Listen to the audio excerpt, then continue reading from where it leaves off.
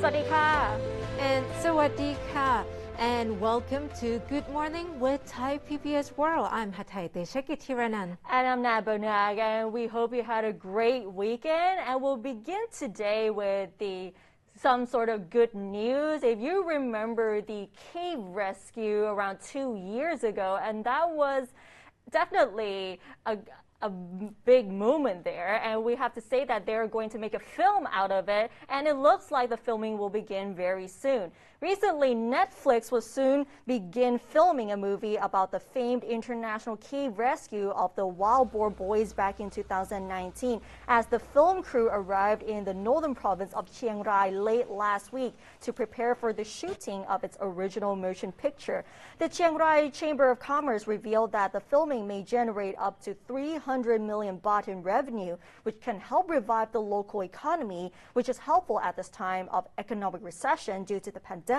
But the film crew, which comprise around 200 people, are not staying at one hotel to prevent the possible spread of COVID-19, with no more than 10 members staying at each hotel. And it is expected that the filming will be wrapped up by the end of September. And actually, Kanat, the Netflix deal in which the actual cave boys were also signed was the reason that the Thai film The Cave couldn't really feature the boys because of this exclusive media rights. So it's actually be really interesting indeed to see how the production comes out with the boys' participation and inputs. And the Thai film was also interesting also in which the actual people were participating in their roles in the film as well. And the cave rescue was definitely a big story at the time where the world was witnessing over the rescue of the 13 footballers and the coach as well. We also have to give huge credit to the divers and the rescue teams from many countries that came together to bring the footballers to safety. Exactly, and that was a difficult rescue operation, no doubt about that, especially with really difficult weather conditions as well. And as I was there, Kunat, that those years ago, the conditions were really bad that all of us had to wear boots because it was just so muddy. But in the end, though, it was actually really good news indeed, and everyone was happy and relieved when the boys were discovered and safely rescued. Definitely. And now moving on to the COVID-19 situation, the Public Health Ministry is planning to seek an approval from the CCSA to screen up to 202,000 people living in and around markets in COVID-19 dark red provinces as the number of infections and deaths remain high, especially at markets and crowded communities despite the partial lockdown.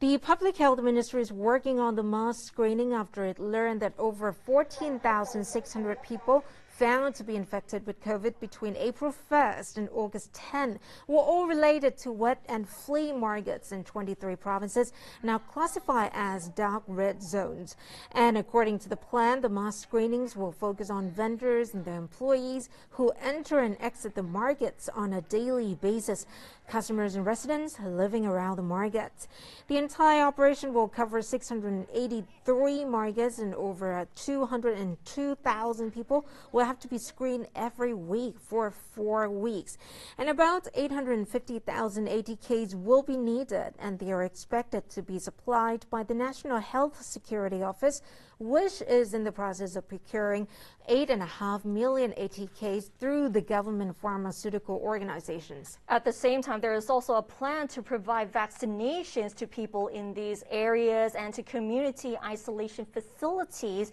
and field hospitals to accommodate those who tested positive for COVID-19. Right. And also with this rate of spread, mass testing of the utmost important. Right. So, of course, the authorities would need to ensure access to that as well, especially the people who cannot afford to buy the test kits themselves. Exactly. And it has also been a month now that we're in a partial lockdown to curb the further spread of COVID-19. Recently, one of our reporters actually talked to some of the people living in Bangkok on how the lockdown affects them and what they think if the lockdown restrictions will be lifted by the end of this month. Let's find out more in this report by Chalalak Janwanpen. Bangkok and other big cities in COVID-19 red zones are 7 weeks into a strict lockdown.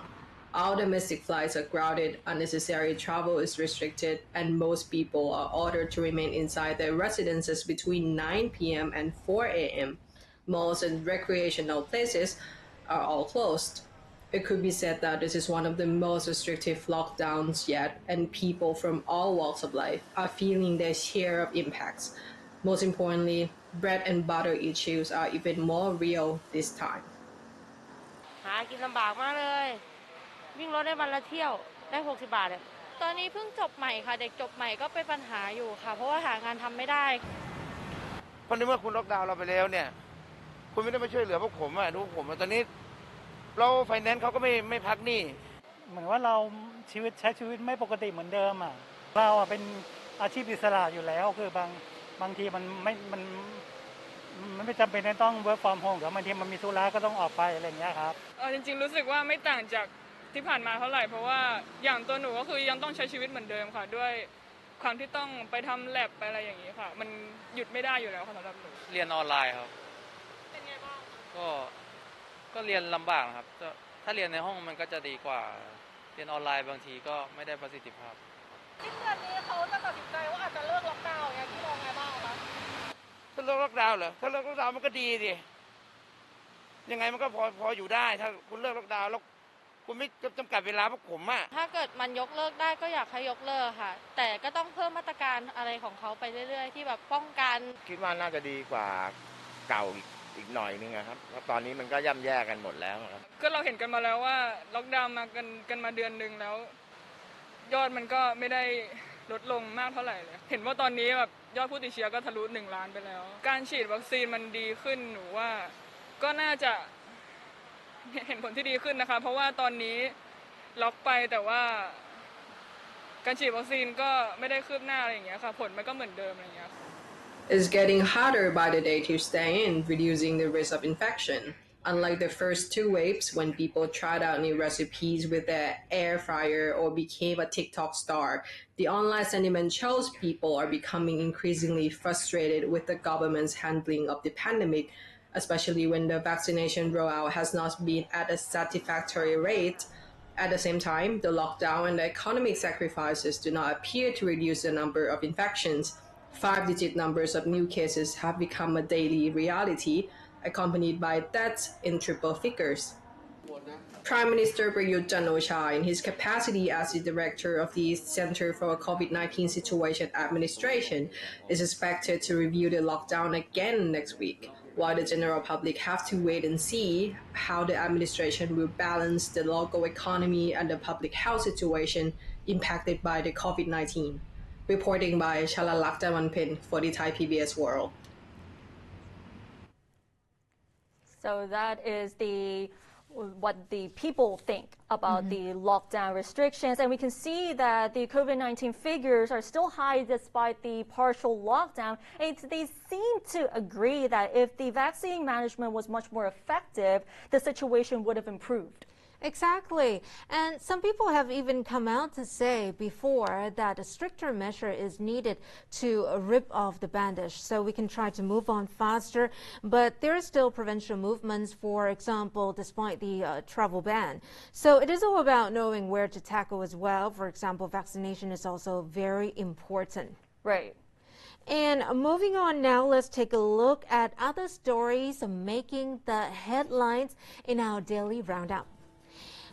Another anti-government protest was held yesterday, which was led by the Talufa group at the Democracy Monument with sports events held using Rashidamnun Avenue as a venue for a soccer match in the afternoon. A well-known protester who got hit in one eye and became reportedly half blind also rejoined the protest. Although their gathering was peaceful, another group, the Hardcore One, clashed with police again yesterday, throwing bricks and firecrackers at police in Dindang. Police deployed a sound cannon, tear gas, and rubber bullets against the group after they refused to disperse.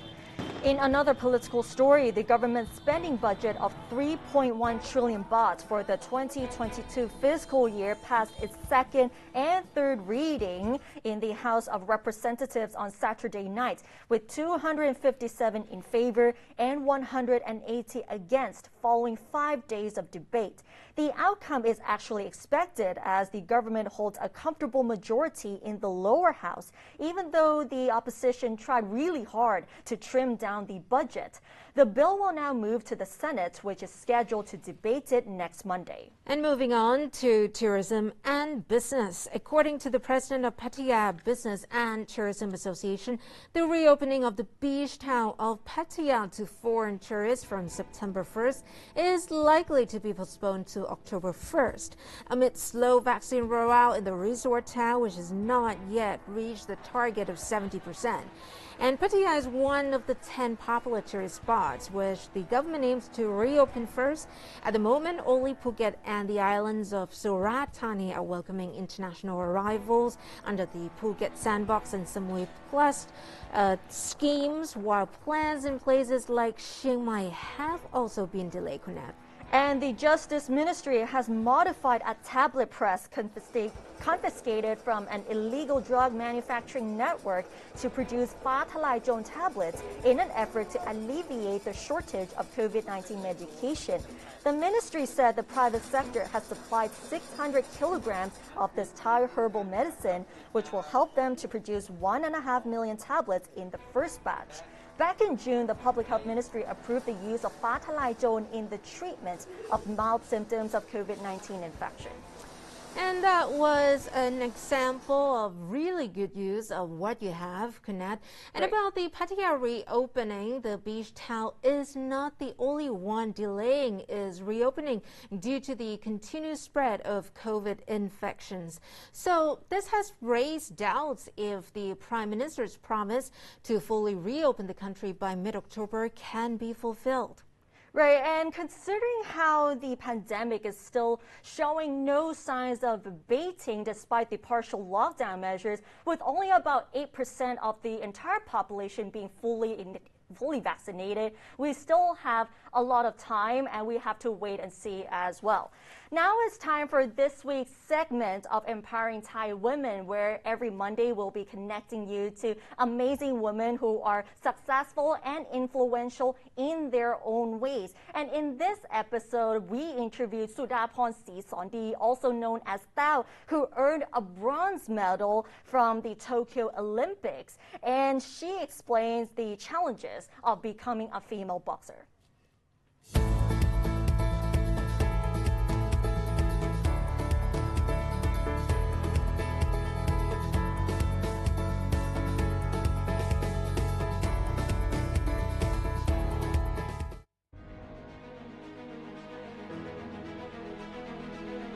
แล้วก็รู้สึกดีใจยังตื่นเต้นอยู่ค่ะ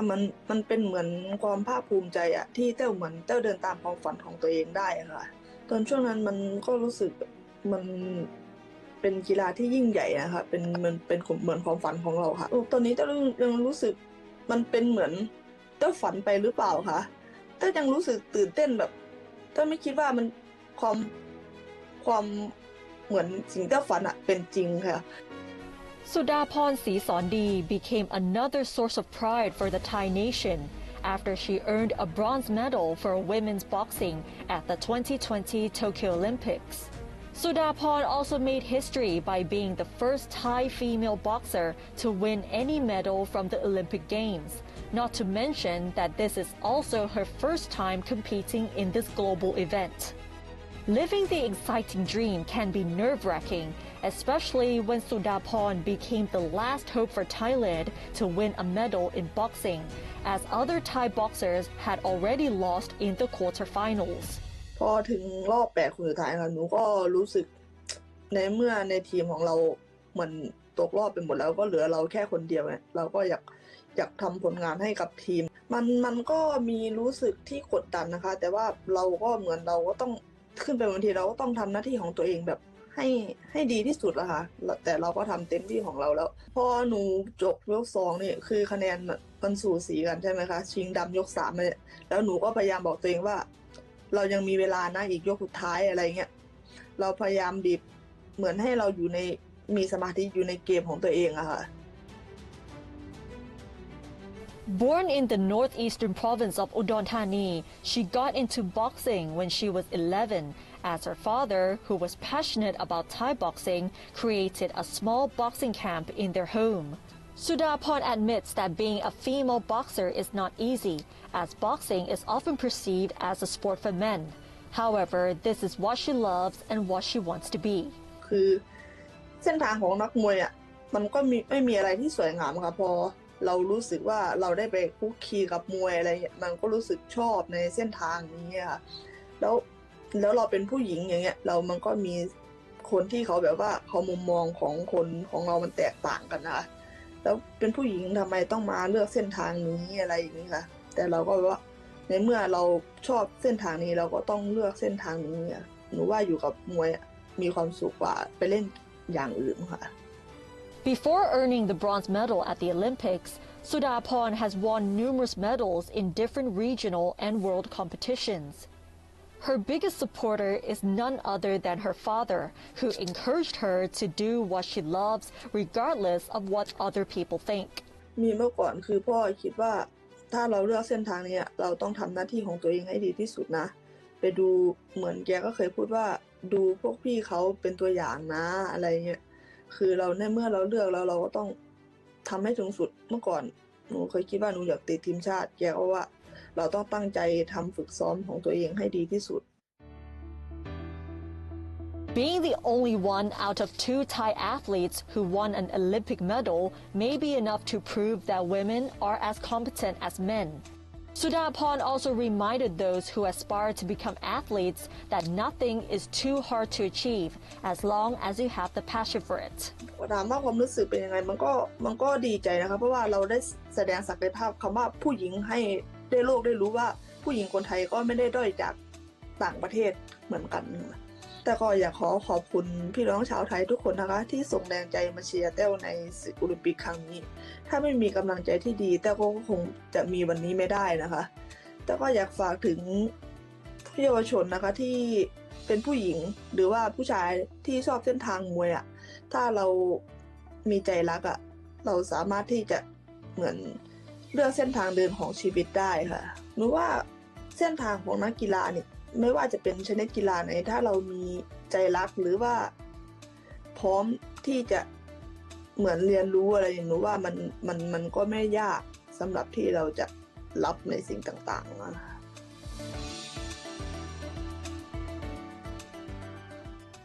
And the most important lesson that we've learned from Tao is that nothing is too hard to achieve as long as you believe in yourself and your potential, and especially if you have the passion for it as well. Especially, yes, true.